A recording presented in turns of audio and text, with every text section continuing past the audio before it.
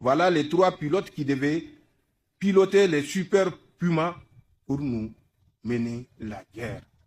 Ils ont déployé des blindés jusqu'à Malanville.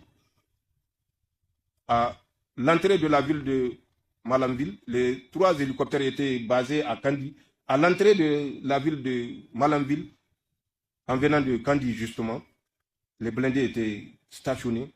Sur le pont qui nous séparait du Bénin, les blindés étaient là également positionnés, prêts à envahir le Niger. Je dis le pont qui nous séparait, et j'espère que vous comprenez de quoi je parle. En plus de cela, la France a continué à amasser des troupes à l'aéroport de Tourou qu'ils ont rénové. 3300 mètres de piste pour les pilotes et les autres pilotes de drones, ils savent de quoi je parle. C'est une piste de 3300 mètres qui est plus longue que la piste même de Cotonou. Toutes les forces sont stationnées sur cet aéroport. Ils ont réactivé un autre aérodrome vers Madekali. Ils ont réactivé un autre aérodrome dans le W. Ils ont concentré des troupes. À l'époque, quand on l'avait dit, beaucoup de pays avaient bondi pour nous démentir. Et c'est Emmanuel Macron même qui est sorti pour confirmer ce que nous avions dit. Et on ne les a plus entendus parler. Ils ont continué à faire croire aux Africains qu'ils se retirent du territoire africain. Mais ce n'est qu'un mensonge.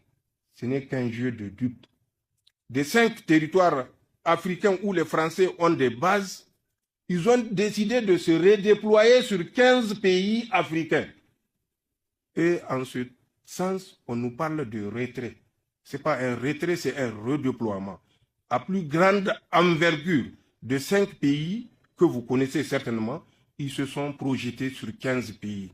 Ils ont créé ce qu'ils ont appelé le commandement de l'Afrique pour tricher un peu Africom des Américains.